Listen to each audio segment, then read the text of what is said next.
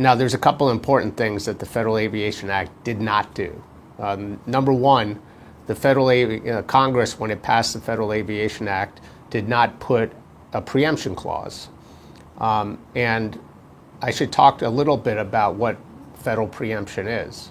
As all of you know, we have a Constitution. And in the Constitution, there's a supremacy clause.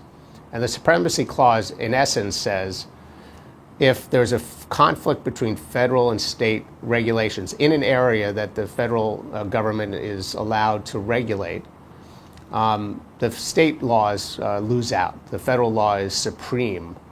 And really, that's the basis of federal preemption. So when Congress acts, and then there becomes a conflict between state law and federal law, state law is going to lose out. Now, there's different ways that Congress can express its intent to preempt state law. The best way, and the one that makes the most sense, and the one that's easiest to apply, is Congress in the actual statute, the enabling statute. For example, here, the enabling statute that allows the FAA to issue regulations is the Federal Aviation Act.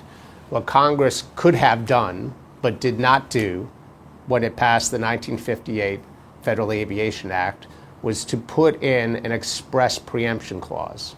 So if you read the entire Federal Aviation Act, you're not going to find anywhere in it that Congress intended that state law on safety, state law on negligence, the idea that a pilot must use reasonable care in operating his or her airplane, state law on products liability, the idea that a manufacturer of a product can't do something that is unreasonably dangerous in the design or manufacture, the failure to warn.